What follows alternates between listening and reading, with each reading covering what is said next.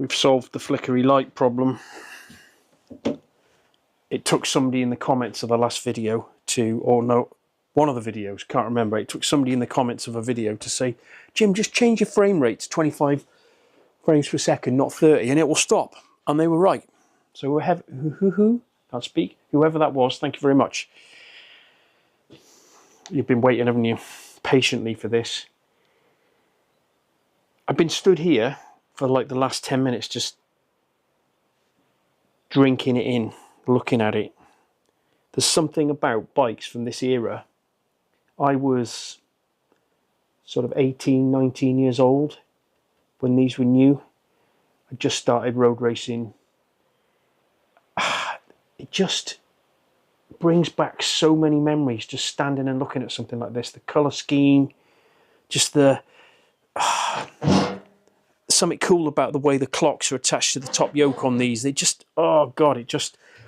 The ZX-R750R that we've been doing, which is just over there, not quite finished yet. I'm not sure of the order you'll get these videos in. I'll probably give you all the ZX-R750R videos, and then we'll move on to this. So that by the time you watch this, the ZX-R750R is probably done.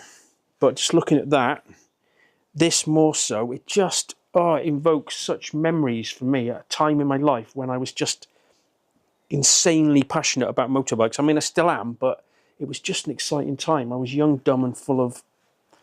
and just... yeah, what a time in my life that was. Just started racing. So looking at this, just... yeah, what a thing. Anyway, I'm waffling, aren't I? If you've just found this video, by the way, and you're wondering what the hell is going on, there are 4 bikes that are part of this series of videos. There's this, there's a ZX-R750R, there's an OW01, and there's an RC30. There'll be a playlist, and I'll link it somewhere down below, or a poppy out thing. All the videos that are relevant will be in that playlist. So you can go and watch the Kawasaki ones, because they're probably available, all of them now. So you've been waiting for this GSX-R750 video. Stop waffling, Jim. Been thinking how we're going to skin this. Now, I was under the impression with a Kawasaki, or when I went to see the 4 bikes, before we decided what we're going to do with them, that they hadn't been run for, you know, 10, 15 years. That transpires, is that the right word? It transpires that that wasn't true with a Kawasaki, at least. That had been MOT'd about 5 years ago and been, I think, done 50 miles or something. So I need to check out the registration number on this one and see if this is the same story, because it changes the approach a little bit. If it has been MOT'd in the last sort of 4 or 5 years and been run, I think what I might do is I might just pull one of the... I can get the float balls off, or one of the float balls off, without fighting too much. So I'll get a float ball off and we'll eyeball the inside of the carburetors. The tank's nice and clean inside. The oil in the sight glass for the engine looks nice and clean. It might be that we just put some fuel in and... oh, the battery's flat too. It might be that we'll just put some fuel in it, put a new battery on it, and see what happens just to start with. The brakes are binding, like the Kawasaki. So it's going to want a caliper rebuild, but it's, I mean, it's fucking, how many miles has it done? I mean, it's done 17,000, but whoever had it, babied it. And unlike the Kawasaki, it's all completely original. It doesn't look like it's ever had paint. It just looks, it's like a time warp. Let's check the MOT history and see whether or not it stood for 10, 15 years or not. Okay, obviously I'm not going to share the registration number with you. MOT history, yeah, October 21 was the last time the last one expired. It was a pass with an advisory. What was the advisory? Rear suspension arm pin, bush, or joint worn. Yeah, I think that's probably not the case, because there's always a little bit of play. People don't understand But there's never no play in a swing and arm like that. When you, anyway, fucking not getting into that. And then mileage data. Yeah, 7,400. Yeah, so it's done a few miles every year. Okay, that changes things a lot in terms of the way we're going to skin this. I think what I'm going to do, let's get some of the bodywork out of the way. So the belly pan off, the seat unit. Oh, it's one of those fairings. You've got to get the whole top fairing off, haven't you? Okay. Okay. Let's get some of it apart. Let's get a float bowl off. See what state the carbs are in. Get a bore scope in the tank and just have a proper good look in there. I think we're just going to put some fuel in it. See if it makes noise. Not usually the way I'd skin something like this. And then if it does run, God, imagine not having to take the carbs off it. That would make me very happy if I didn't have to fight carburetors on and off. And then this one will probably just be, I don't know how interesting it's going to be. It'll probably turn into a full service and a caliper rebuild. Let's get some of it apart and we'll make a plan as we go. Seat unit first. How do I hadn't noticed that. It's a little bit annoying. That's not the original Suzuki key. It's a pattern key. Anyway, I'm guessing that comes off somehow. Like that. Oh look, a sandwich hole. 2 sandwich holes. It literally is just a little hole. Give it a good... Yeah. Okay. That 5mm Allen key. And yeah, 5mm Allen key all round. Oh, and a 4mm Allen key there. Right, okay. Right, let's have a look under here then. Oh, I'm going to get one of my new Beta ball ends. Be much easier. I do like these Allen keys. Thank you very much to the man who sent them. Right, I wonder if there's no battery or it's just completely flat. What's happening? It's either really long or what is happening? Well, there's no thread. Oh, for fuck's sake, really? Oh my god, it's going to be one of those sort of days today. No, hang on. Fucking hell, it must just be a really, really long bolt. What's happening? Well, we're not off to a good start. No, it is just the longest bolt in the world. Why is that still stuck, though? What's happening?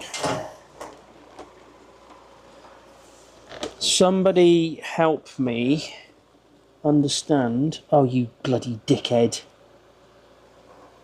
That's just holding the seat. Oh, Jim, what are you doing? I think I see. Like pretending like you know what you're doing, Jim.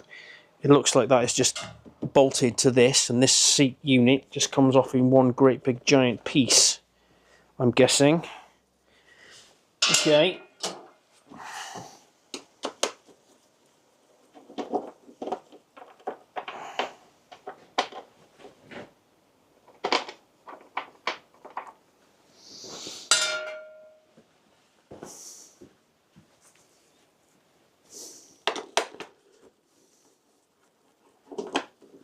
Can't see, can you? Do you need to see me undoing a bolt? Oh, come on, Jim. Move the camera. What is happening? Well, I haven't done it now. It's too fucking late. You didn't. You missed it. You were too slow. 4mm. You're paying attention now, are you? Right. little, I don't know, that doesn't look original to me, that somehow. But then, I've never had one apart before. I suppose that does look like a Suzuki bolt, doesn't it? Okay, so let's get you a better view. I'm assuming, when you assume, you make an ass out of you and me, that just comes off in one big piece. Ooh. Ay, ay, ay. I don't want to fucking scratch anything. Like that. Oh, wow. Okay. That's fucking cool. Yeah, it's... Can you see? It's just... The seat is just bolted to that. You dummy, Jim. Right, you go there for a minute. Just lean up against there. There's this. Oh, God, it looks so fucking new. Look at this. Look how new it looks. Fucking hell. It just looks completely untouched. Fucking hell, I think I'm getting a little bit of a semi. No battery at all. Right, belly pan next. Right, is that 4 or 5? That is a 4. And then Zeus fasteners. That one is not done up. It's a bit loose. Very period, isn't it, that? Awesome.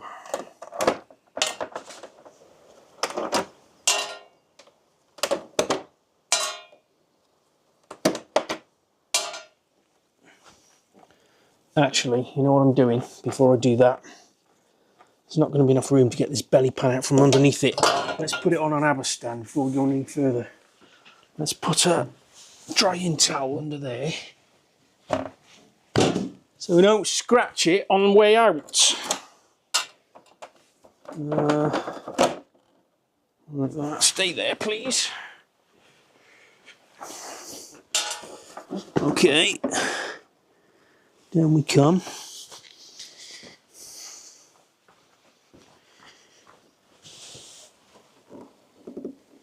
Okay. Oh, lovely jubbly.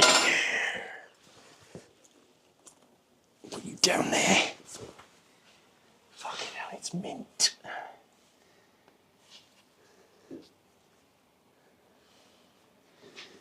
Have a look.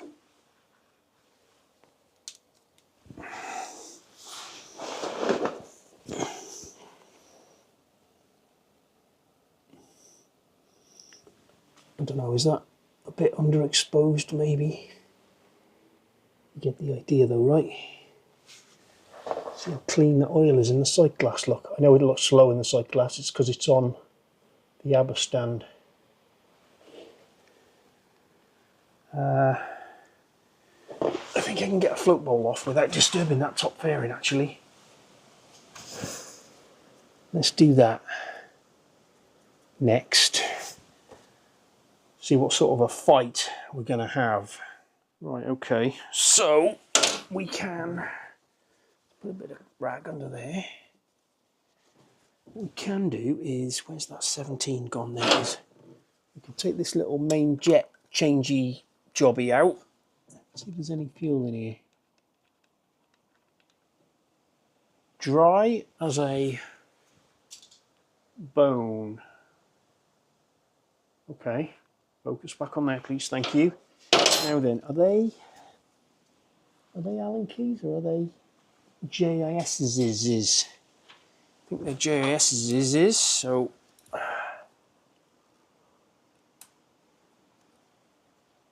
okay.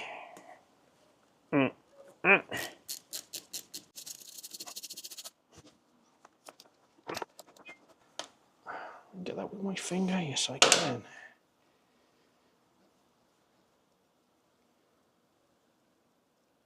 They've been off at some point in their life because you won't be able to see from there.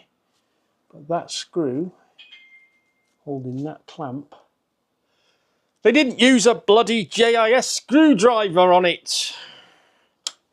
Oh, it's got a power jet pipe, hasn't it? Oh, God blimey. Oh, that doesn't bode well. So that just fell out, which means that little O-ring on that choke piece is probably a bit hard, although it looks all right. Okay, stand by. I need to get that pipe disconnected. Oh wow, it's clean in there. Float ball gasket looks kind of new, not hard. Okay. Yeah, so my concern was, as I dropped that float ball down, this just sort of fell out with a float ball. And usually they get stuck on this, you know, this O-ring holds them up. Let me try and push it back in. I won't bother with the float needle valve. I'll just get a sense of how hard that O-ring is. Well, the other thing I can do is, oh God. Oh, the carb's coming off. Fuck it. The O-ring on that float needle valve is, get that out of the way. Can't find the hole.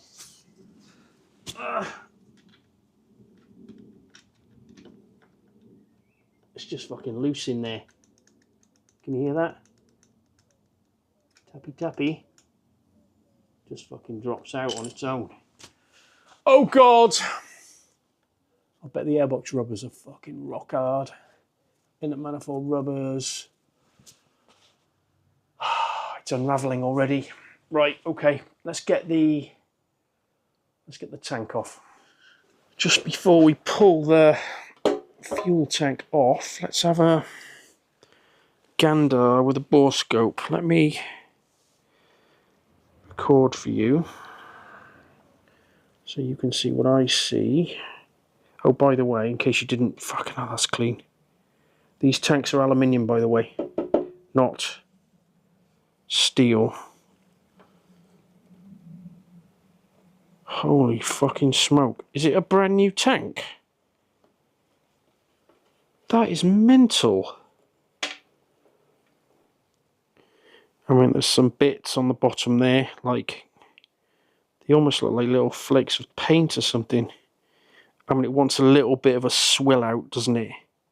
But fucking hell, that is mental. And then what about that little filter thing on the fuel tap? You see that? Yeah, fucking hell, it's mint, isn't it? Okay. Well, the fuel tank's not going to cause us any problems. It almost looks brand new.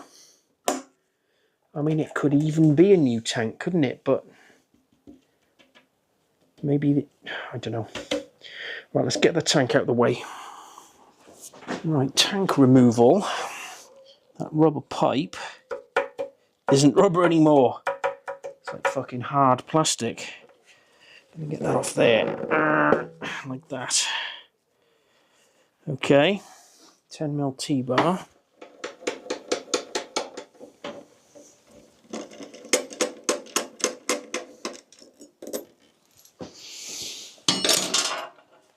Need a screwdriver to get the fuel tap off.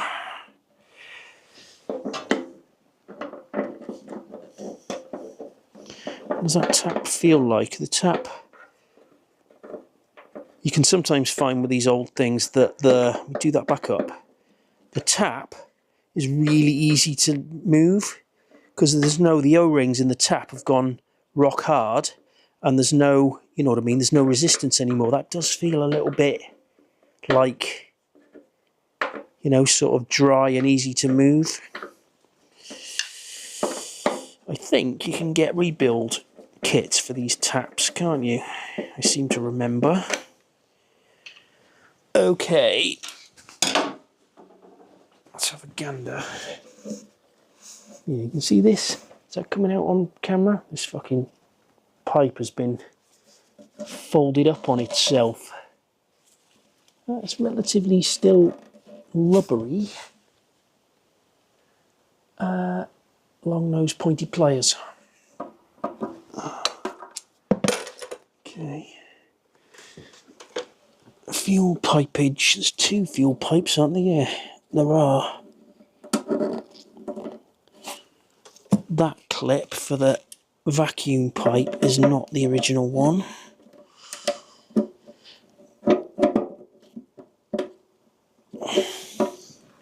Okay. Let's put you somewhere very, very, very safe. It's all just as nice and unmolested as under the seat unit. Interestingly, look, this is not what you would ever normally see. These are so you can these carb tops are what make these carbs, and obviously they're different carbs. They look sort of like GSX-R carbs, standard GSX-R, but they're not. This is so you can change the slide spring and the slide needle without, you know what I'm saying, for tuning purposes. This is yeah, that seeing that breather was all squashed up on itself. Somebody not quite paying enough attention. All these pipes are rock hard. They're all going to need to be replaced. That's a fuel pipe, and that is badly kinked. It's been like that for so long. That's never coming back around. I don't know whether you can. It's like plastic. Rock hard. No longer rubbery. I think while I'm here, I might pull the plugs and let's do a little bit of bore scopage because we can. Might be fun to have a look inside it. Let's do that next. Actually, before I do that, I'm going to get rid of this fairing because these plastic pipes, the ram air nuss for the airbox, it's sort of in the way. Well, it is in the way. I can squeeze the plugs out, but if it was all just out of the way, it would be easier. And then the bodywork is away and safely stored, so it can't get scratched or anything when I'm working on it. Not that I would, but you know what I mean. So let's get rid of the fairing.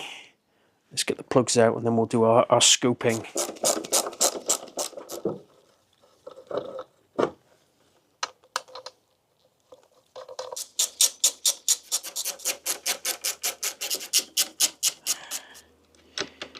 It's not a 14 and it's not a 17.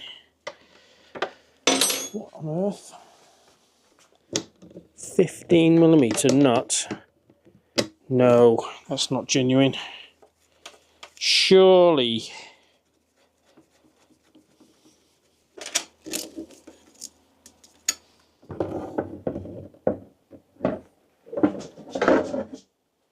Really simple to get off that.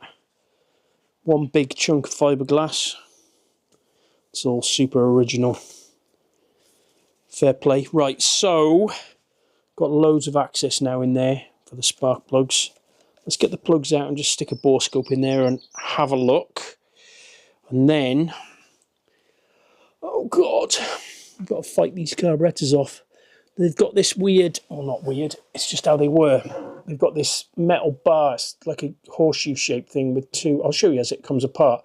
You pull this rod out and then the little carrier with the airbox rubbers on disappears inside the airbox to give you a little bit of clearance, because as you can see from that angle, that airbox can't move back.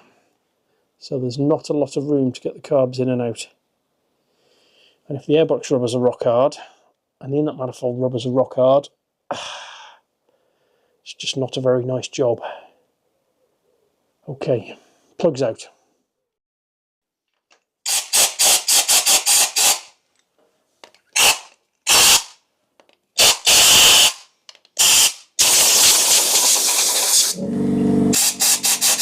Compressor!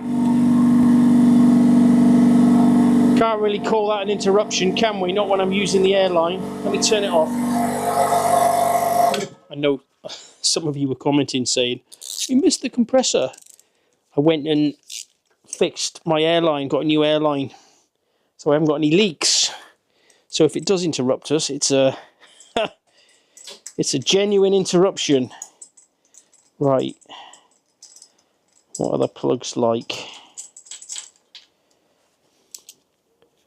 Well, they're not new. They've been run on there. Can you get that? Get the rest of them out, and then we'll get the bore scope in there. Okay. Bore scopey.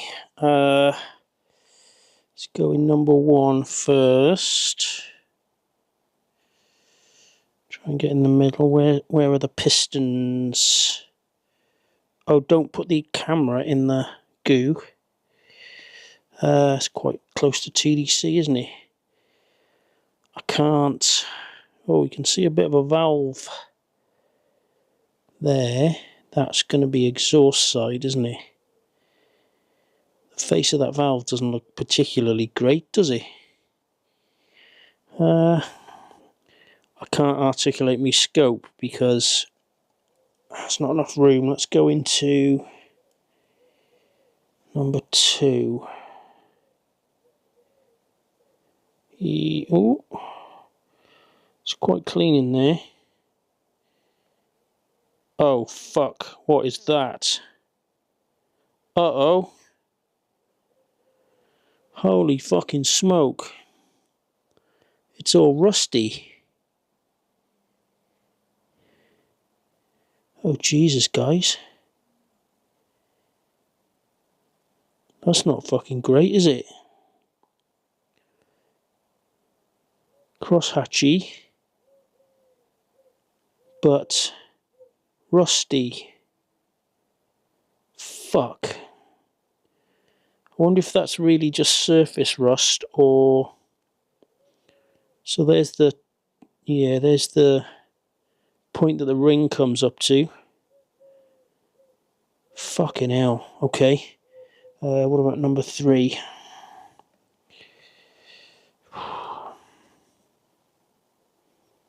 This bike might turn into being an ornament. What we got there? That's going to be, there's the arrow on the piston. So that arrow on the piston is pointing towards the exhaust valves. So these valves here that I can see, they're going to be inlet valves. Let's get past and articulate the scope around.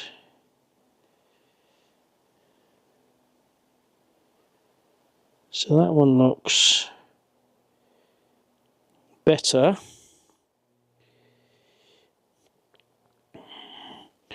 Number 4. Go from this side.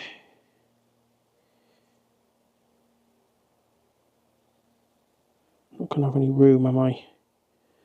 Right, here's what I'm going to do. I'm going to take the cover off the end of the crankshaft. Stop that recording. I'm going to take the cover. In fact, I'm going to bring the camera around and show you. I'll take this cover off the end of the crank so I can get to the bolt here. Got ignition pickups under there, I assume. So I can rotate the crank and slowly move the pistons up and down in the bores. I'll spray a load of GT85 in those cylinders and slowly turn it over, make sure it's free. Let the rings pass that rust. You haven't really got any other option. You know, we're not stripping the engine. So I'll turn it very gingerly with some GT85 in there. Let's see if that rust is just surface rust or whether it's fucking eating the cylinder wall. Oh God, okay, let's get that cover off.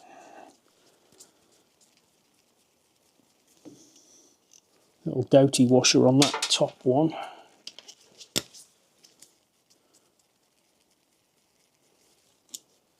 And on that one. Are they on all of them? It looks like it. You GSX-R aficionados will probably know. I don't profess to be the fucking world authority at all on these. Although I've worked on literally hundreds of these oil-cooled GSX-R engines. Well, the gasket stayed in one piece, which might be a godsend. Is that supposed to have oil in it? I assume so, because there isn't going to be a crank seal on that end of the crank, is there? There just isn't much oil because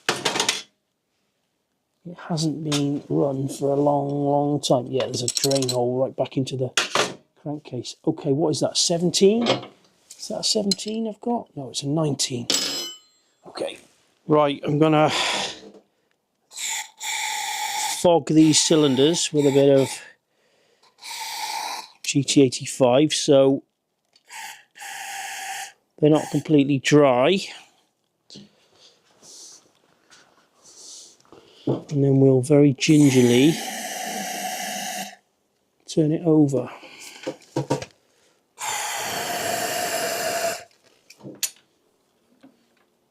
Well, that's nice and free. What I can do, you see, is let me just concentrate. I want to feel if I encounter any resistance at all. That will be a negative. It's completely free and turns easily. So what I can do now, I can get the cylinders at bottom dead center and I can get the bore scope in and properly look back up, you know what I mean? Get a much wider view, which will allow me to make a little bit more sense of it. Let's find bottom dead center.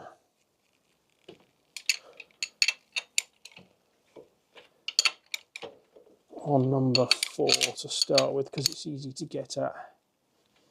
Well, it'll be number 1 as well, won't it? Alright, let's stick the bore scope back down in there. Still got lots of GT85 in there. It's rusty at the top there. That is above. You can see the mark where the ring would stop, can't you? Number 2. Oh, hang on, I can't do number 2, can I? Because it's at top dead center, but we can do number 4. If we can get it in there without getting shmoo on the lens. Oh, dearie, dearie me.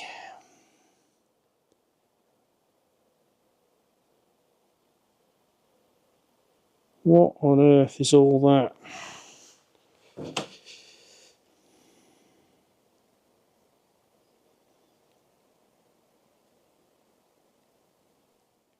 I think it might all be over. I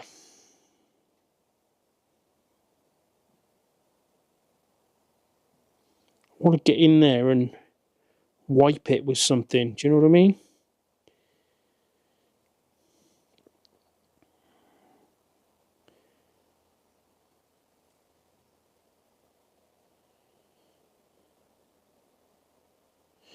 Okay, let's look at 2 and 3. I have to rotate the engine though, won't I? If 1 and 4 are at the top, 2 and 3 are at the bottom. Tell you what, I'm fucking glad I didn't just wade in and put a fucking battery on it and start spinning it over like a madman. Although, that might be what I'm going to do next. Okay. Let me go and have a brew and have a think. Decide which way we're going to skin this.